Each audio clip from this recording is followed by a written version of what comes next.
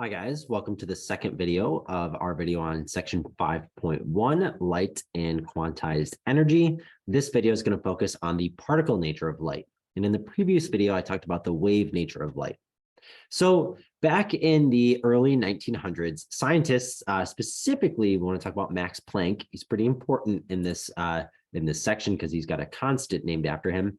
But they noticed a pretty obvious thing is that when you heat objects, they emit light. So here's an example. When you heat iron, it can emit different colors based on how hot you get the metal. So we can see some fairly cool iron here is producing some like very reddish light. We see if we get a little bit hotter and this iron wire inside of this special light bulb, we see it's a little bit more towards yellow, but not quite that bright yet. And then we look at like a stove top that got very, very hot. We see it's an even brighter, more yellow, but we can see these colors are similar in sense they're all red, but they are in fact distinct colors going from dark red to more of an orange yellow color.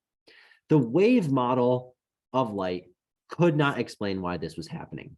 According to the wave model of light, the iron should have always produced the same color no matter what the temperature it was.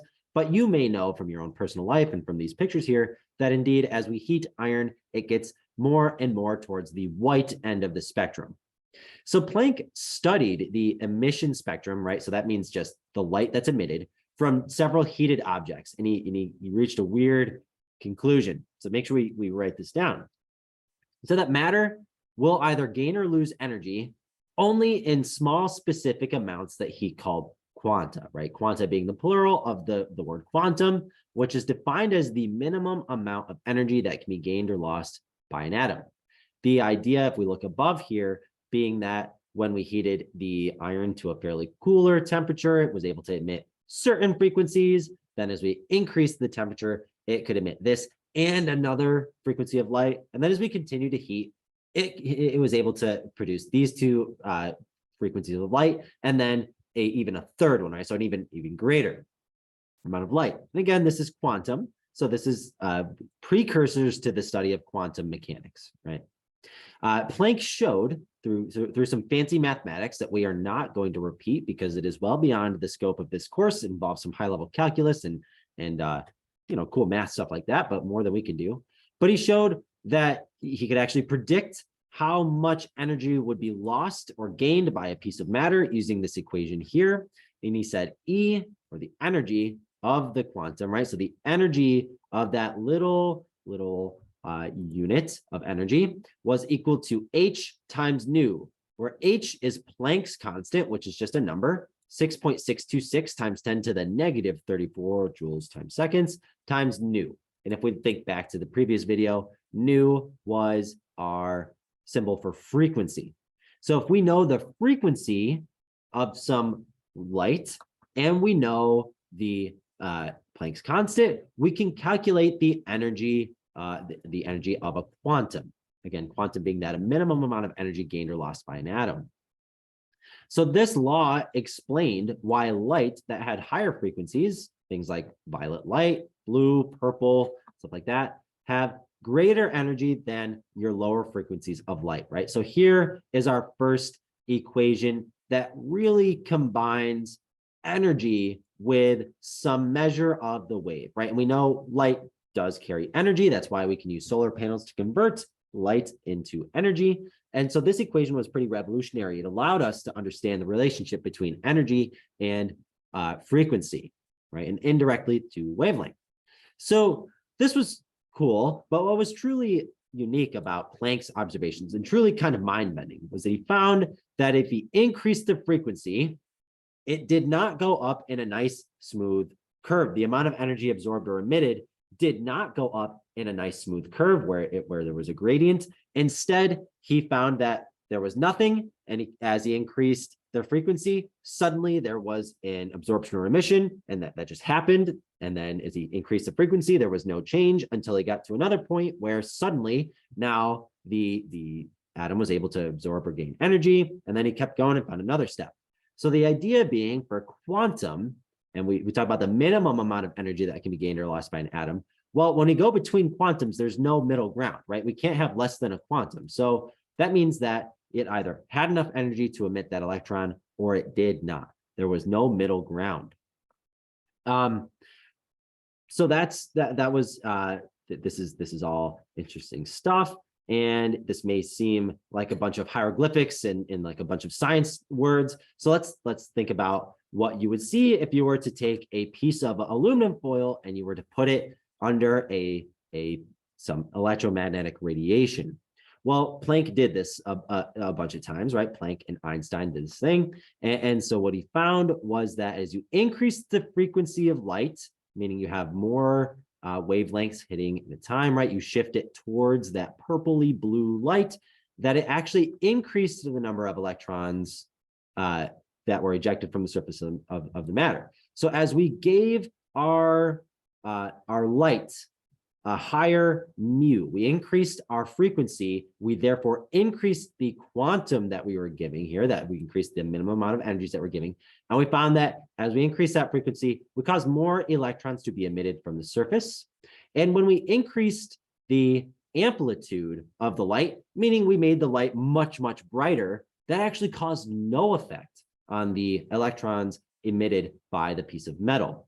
So this is very non-intuitive, and it led to a weird conclusion that matter can't gain or lose energy at any rate that it wants. And in fact, has some smallest unit of energy that it can gain or lose. And that energy, that minimum energy, is called a quantum.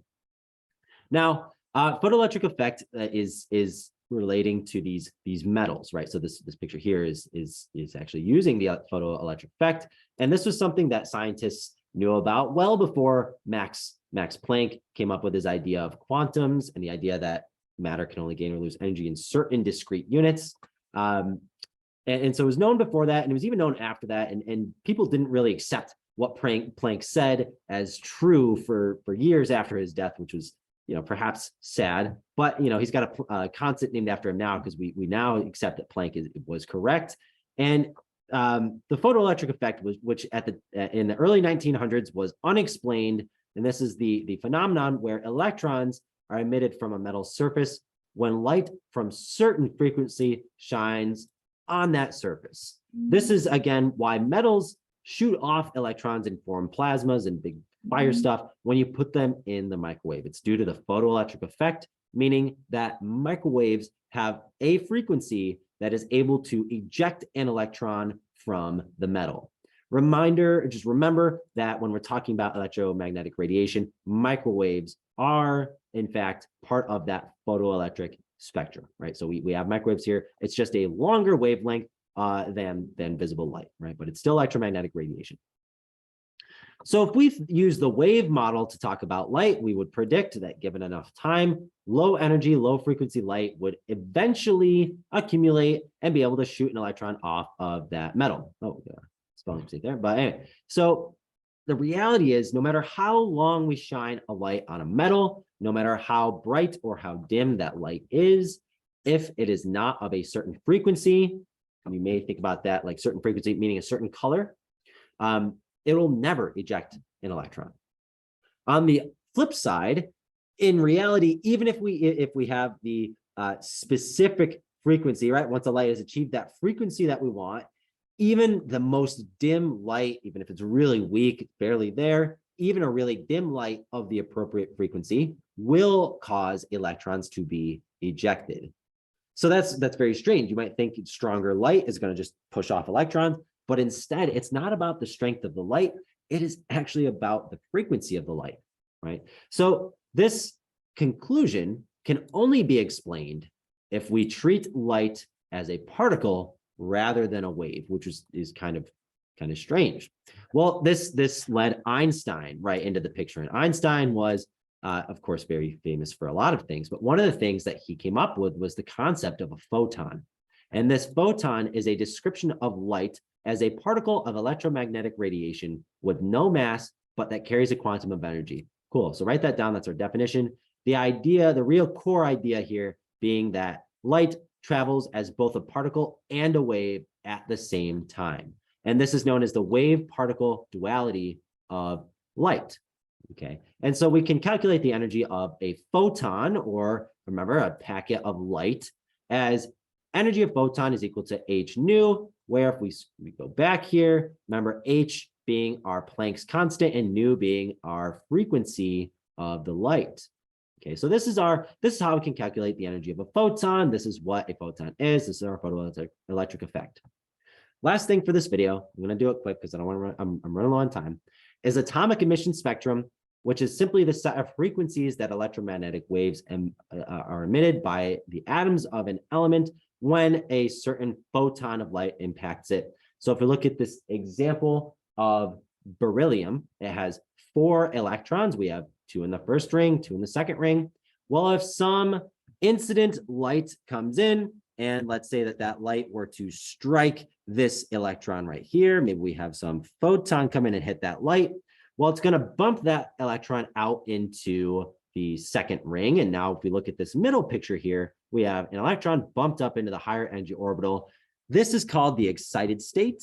Excited states, that middle picture, where we have an electron out in this outside ring where it's not supposed to be. And it is, of course, attracted to the nucleus. So it is going to, if we see in the next picture, it is going to collapse back to where it started. And when it collapses back, it emits a photon itself. And this photon is a characteristic color. I'm going to color this one blue. And the color, the frequency of this photon is based on the transition that this makes. If you imagine each element has slightly different rings, well, the energy transition between ring 1 and ring 2 for beryllium looks unique for beryllium. So we can measure that frequency, and just like a fingerprint, we can identify which element did that emission. By the way, last definition here, the electrons all in their lowest possible spaces where they're supposed to be. This is called the ground state. So to emit a photon, an element starts in the ground state. It has an energy of some kind incident upon that electron, pushes it out to the excited state, from which it collapses back to the ground state, emitting a photon of energy. All right, guys, thank you for listening. I will see you in the next video.